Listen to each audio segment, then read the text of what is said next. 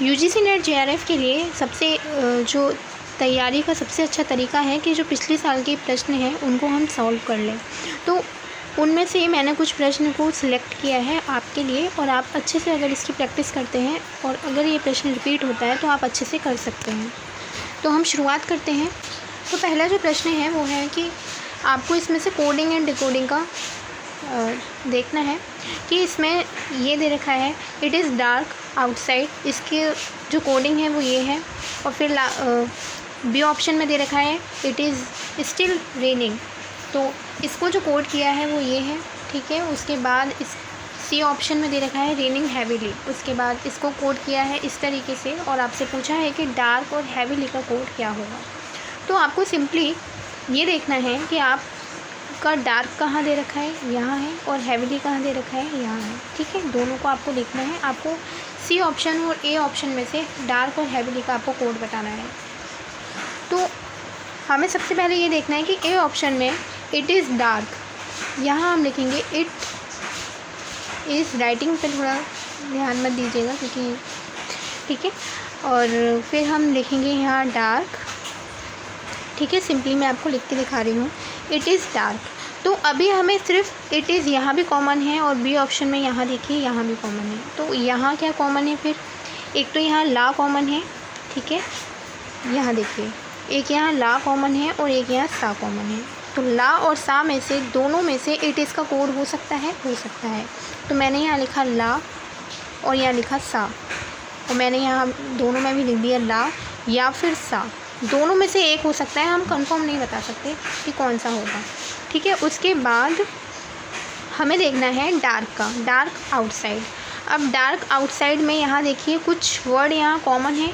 तो अगर मैं सी ऑप्शन में चेक करती हूँ तो यहाँ है आउटसाइड, ठीक है, और यहाँ भी है आउटसाइड, ठीक है, मुझे यहाँ मिल गया। तो फिर यहाँ देखो यहाँ क्या कॉमन है, अब हमारा ला और सा तो हो गया, अब क्या बचा का और टी यू, ठीक है। तो अब मैं आउटसाइड में अगर यहाँ देखती हूँ तो मेरा टी यू कॉमन है, क्या कॉमन है, टी यू कॉमन है, ठीक है। मैंने यहाँ लिख दिया है इट इज़ में ला और सा, हम इन दोनों में कंफ्यूज हैं कि कौन सा होगा। हम क्लियरली डिफाइन नहीं कर सकते कि दोनों में से कौन सी कोडिंग इट की है और कौन सी कोडिंग इज़ की है।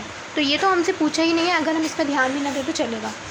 उसके बाद हमसे पूछा क्या था, डार्क की। तो आउटसाइड की हमें मिल गई थी, आउटसाइड यहाँ भी है और यहाँ भी है, और यहाँ क्या कॉमन है, यहाँ है टी यू और यहाँ भी टी यू। तो जो आउटसाइड की जो कोडिंग है वो हमें मिल गई टी यू। उसके बाद हम क्या देखेंगे कि डार्क, अब यहाँ से यहाँ देखिए इट की भी कोडिंग हमें पता चल गई, इसकी भी पता चल गई, और आउटसाइड की भी हमने देख ली है। और अब बचा क्या यहाँ पे डार्क, और यहाँ क्या बचा है का। अब आपको ये पता चल गया कि जब अगर हमसे डार्क की कोडिंग पूछी है तो हमारे पास क्या है इसका आंसर, का, यानी कि के ए, ठीक है। और हमसे डार्क की पूछी थी, अब हम ऑप्शन में एक ऑप्शन निकालेंगे तभी हमारा काम चल जाएगा। लेकिन अब हमसे हैवीली की भी पूछी है तो वो भी हमें निकालनी पड़ेगी। तो वो हम कैसे निकालेंगे कि हमें आउटसाइड की केवल पता है, तो आउटसाइड की टी यू है, तो हम टी यू को यहाँ से हटा देंगे और बची क्या, आर ए और एच ए। अब हम अपना ऑप्शन चेक करते हैं, शायद हमें आंसर मिल जाए। तो हमारा आंसर ये देखिए, डार्क की तो हमें पता थी, डार्क की क्या थी, डार्क की थी का, ठीक है। तो हम यहाँ से देखेंगे डार्क की यहाँ हमें मिल रही है, तो डार्क की है यहाँ पे का और हैवीली की है एच। ये हमारा आंसर है। ज़रूरी नहीं है, अगर आपके पास टाइम कम है तो आप दोनों ही जो वर्ड हैं उसकी कोडिंग को डिफ़ाइन करेंगे। अगर आपको ऑप्शन में से भी एलिमिनेट करने का मौका मिल रहा है तो आप वो कीजिए ताकि आपका टाइम बचे, ठीक है। तो हमारे पास डार्क की जो कोडिंग है वो है के ए। इस तरीके से आप निकाल लेंगे कोडिंग एंड डिकोडिंग का क्वेश्चन, ठीक है। अच्छे से सॉल्व कीजिए। नेक्स्ट है, ये आपको सीरीज़ दे रखी है। सीरीज़ में आपको बताना है कि आने वाला जो नेक्स्ट नंबर होगा वो क्या होगा। तो आप अगर ध्यान से इस सीरीज़ को देखेंगे तो एक दे रखा है 1, फिर दे रखा है 4, फिर दे रखा है 7, फिर दे रखा है 13, फिर 22, इसी तरीके से आपकी सीरीज़ चल रही है। तो अगर आप देखेंगे 1 में से 4 माइनस करेंगे तो 3 आ रहा है, ठीक है। अगर यहाँ आप 7 में से 4 माइनस करेंगे तब भी 3 आ रहा है, लेकिन आप 13 में से 7 माइनस करेंगे तो 6 आ रहा है। उसके बाद अगर आप 22 में से 13 को माइनस करेंगे तो क्या आएगा, ये देखिए। यहाँ देखिए मैंने पूरी सीरीज़ को लिख लिया है। ये देखिए मैंने कैसे निकाला ये, कि मैंने क्या किया कि 1 में से 4 को माइनस किया। आप यहाँ से माइनस करते जाएंगे, सिंपल आपको माइनस करना है। 4 में से 1 माइनस करेंगे तो 3 आएगा, 7 में से 4 माइनस करेंगे तो 3 आएगा, 13 में से 7 माइनस करेंगे तो 6 आएगा, और 22 में से 13 को माइनस करेंगे तो 9 आएगा। इसी तरीके से मैंने माइनस कर करके ये एक सीरीज़ बना ली। लेकिन अगर आप ध्यान से देखें कि हमें अपनी सीरीज़ मिल रही है वो कैसे, 1 मिनट, ये देखिए 3 + 3 6, 6 + 9 15, 15 + 9 24, 24 + 15 39। इसका मतलब क्या हुआ कि अगर आप आगे वाले नंबर को जोड़ दें तो हमें तीसरा नंबर मिल रहा है, अगर हम ये नंबर को जोड़ दें तो हमें 9 मिल रहा है, अगर हम ये नंबर को जोड़ दें तो 24 मिल रहा है, अगर हम ये नंबर को जोड़ दें तो हमें अपना आने वाला टर्म मिल जाएगा। अगर दोनों को जोड़िए, यानी कि आपको क्या जोड़ना है, 24 और 39 जोड़िए, 9 और 4 13, 1 3 और 2 5 और 1 6, यानी कि 63। अगर मैं 100 में 63 को प्लस करूँ, ठीक है, अगर 100 में 63 को प्लस करूँगी तो क्या आएगा, 163। करेक्ट। कैसे सॉल्व किया है, सिंपल माइनस करो, माइनस करके आप जो पहले वाला नंबर है उसको जोड़ते जाओ, ठीक है।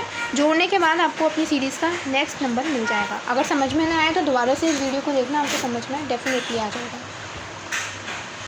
नेक्स्ट है द रेशियो बिटवीन, इसके सेलिंग प्राइस, ये सेलिंग प्राइस है, ठीक है, सेलिंग प्राइस है SP, ठीक है, SP है। सेलिंग प्राइस का जो रेशियो दे रखा है वो दे रखा है selling price and cost price किसी आर्टिकल का 5:3। तो find the ratio between profit and the cost price of the that article. यानी कि सिंपली भाषा में अगर आपको समझाना हो तो कैसे समझते हैं, ये देखिए मैं आपको बताती हूँ। जैसे सेलिंग प्राइस है और यहाँ है कॉस्ट प्राइस, आपको इसका रेशियो दे रखा है वो है 5:3, ठीक है। सेलिंग प्राइस और कॉस्ट प्राइस का क्या मतलब होता है, कॉस्ट प्राइस का मतलब है कि जितने पैसे में आपने उस आर्टिकल को ख़रीदा, ठीक है, यानी कि मैंने कोई आर्टिकल 3 रुपये में ख़रीदा और मैंने क्या किया, सेलिंग प्राइस यानी कि बेचना, मैंने कितने में उस आर्टिकल को बेचा, ठीक है, तो मैंने 5 रुपये में उसको बेच दिया सिंपली। यानी कि मैंने कोई चीज़ 3 रुपये में ख़रीदी और उसको 5 रुपये में बेच दी, ठीक है। लेकिन अब मुझे आप ये बताइए कि इसका लाभ कितना हुआ, आपको कितने पैसे का लाभ हुआ। अगर कोई 3 रुपये की चीज़ है 5 रुपये में बेच रहे हैं तो कितने पैसे का लाभ होगा, 2 रुपये का, ठीक है। यानी कि आपसे प्रॉफिट का और कॉस्ट प्राइस का रेशियो पूछा है, तो कैसे निकालेंगे इसको। ये देखिए मैंने आपको प्रॉफिट निकालना बताया कि अगर मैंने कोई चीज़ 3 रुपये में, जैसे मैंने कोई चीज़ 3 की ख़रीदी है और मैंने 5 की बेची है तो मेरे पास प्रॉफिट क्या हो गया, 2 रुपये। और कॉस्ट प्राइस का ये आपको यहाँ दे रखा है 3, यानी कि 2:3। सिंपल है, कुछ नहीं करना था, 2:3 इसका आंसर है, ठीक है। सिंपल आपको प्रश्न को पढ़ना है ध्यान से। सेलिंग प्राइस और कॉस्ट प्राइस का क्या मतलब है वो मैंने आपको बता दिया। प्रॉफिट कैसे निकाला है वो आपसे पूछा था, प्रॉफिट का रेशियो और कॉस्ट प्राइस का रेशियो, यानी कि लाभ का रेशियो और क्रय मूल्य का रेशियो। तो लाभ का रेशियो आपको 2 रुपये का फ़ायदा हुआ और आपने कितने में वो चीज़ खरीदी थी, 3 रुपये में खरीदी थी, तो 2:3, 2:3, ये आपका क्या हो गया, आंसर हो गया, सिंपल। एक प्रश्न है आपके सामने स्क्रीन पर कि 2 binary numbers are added as given below. तो 2 बाइनरी नंबर को हम ऐड कैसे करते हैं आज हम वो सीखेंगे। यहाँ देखिए आपको सिंपल इसमें क्या बताना है, A B C D की वैल्यू बतानी है, ठीक है। तो जब भी हम बाइनरी नंबर को जोड़ते हैं, सिंपल अगर आपसे कहो कि जैसे आपको 25 और 25 को जोड़ना है तो आप जोड़ लोगे, 5 और 5 10, 1 कैरी, 2 2 4 और 1 5, ठीक है। अगर मैं कहूँ 35 और 25 को जोड़ना है तो आप कैसे जोड़ोगे, 5 और 5 10, 3 2 5 और 1 6, यानी कि 60 आ गया। जब भी आप सिंपल नंबर को जोड़ते हो उसका कॉन्सेप्ट अलग होता है, लेकिन जब हम बाइनरी नंबर को जोड़ते हैं उसका कॉन्सेप्ट अलग होता है, ठीक है। तो अगर हम शुरुआत करें इस प्रश्न को सॉल्व करने की तो कैसे करेंगे कि हमें पता है कि अगर हम 0 और 1 को जोड़ते हैं तो 1 आएगा, अगर हम 1 और 0 को जोड़ते हैं तो 1 आएगा। सिंपल अगर आप 0 + 1 करेंगे तब भी 1 है और 1 + 0 करेंगे तब भी आपका 1 ही आएगा। उसके बाद आप 0 + 0 करेंगे, अगर 0 में 0 को जोड़ेंगे तो 0 आएगा और 1 + 1 आएगा आपका 10।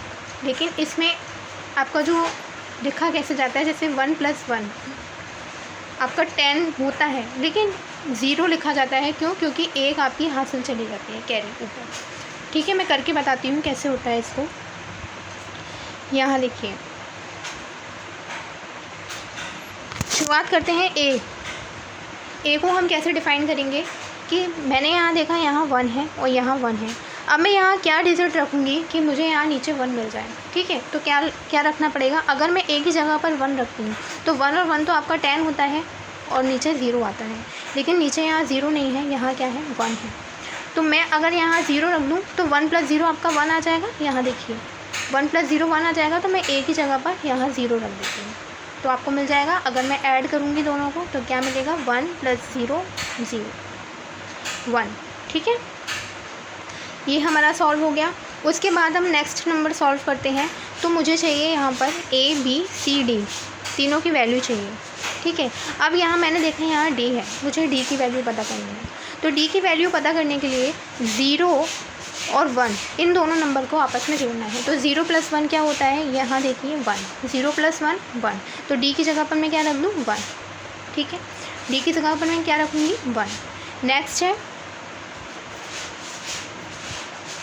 नेक्स्ट नंबर क्या है, B। अब आपको B डिफ़ाइन करना है। अब B कैसे डिफ़ाइन करेंगे कि मैंने यहाँ देखा यहाँ 0 है, जोड़ने पर मुझे क्या मिल रहा है, 0।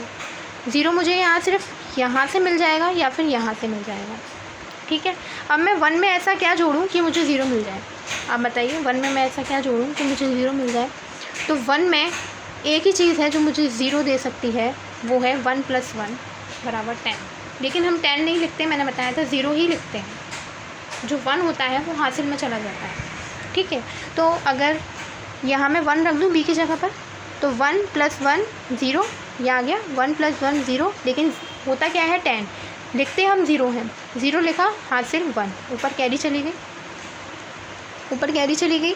अब हम इसको कैसे सॉल्व करेंगे, तो ये वाला 1 जोड़ेंगे और ये वाला 1 जोड़ेंगे। तो 1 + 0 1 + 0 बराबर 1, 1 + 0 बराबर 1। अब मैं 1 में ऐसा क्या जोड़ूँ कि मुझे 1 मिल जाए, आप बताइए। मैं 1 में ऐसा क्या जोड़ूँ, तो मुझे यहाँ से दिख रहा है कि अगर मैं 1 में 0 जोड़ती हूँ तो मुझे 1 मिल जाएगा। तो C की जगह पर हम 0 लिख देते हैं, ठीक है।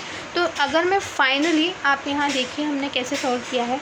तो C की जगह पर मैंने 0 रखा है, A की जगह पर मैंने 0 रखा है, D की जगह पर मैंने 1 रखा है। अगर सरल भाषा में इसको लिखती हूँ तो मुझे क्या मिलेगा, यहाँ देखिए। अगर मैं ABCD की वैल्यू, तो A की वैल्यू है 0, यहाँ लिख देती हूँ। A की वैल्यू है 0, B की वैल्यू है आपकी 1, C की वैल्यू आपकी 0 और D की वैल्यू आपकी 1। तो आंसर है 0 1 0 1, ठीक है। आपको जोड़ना था, सिंपल आंसर क्या है आपका 0 1 0 1, ठीक है। इस तरीके से आपको ये नोट कर लेना, 0 + 1 1, 1 + 0 1, 0 + 0 0 और 1 + 1 10। लेकिन 10 हम नहीं लिखते, हम क्या लिखते हैं, 0 और 1 हमारी हाथ से, यानी कि कैरी, ठीक है। तो आज हमने ये प्रश्नों को सॉल्व किया। इसकी आप प्रैक्टिस करें ज़्यादा से ज़्यादा, क्योंकि अब टाइम बहुत ज़्यादा नहीं है हमारे पास, ठीक है। Thank you.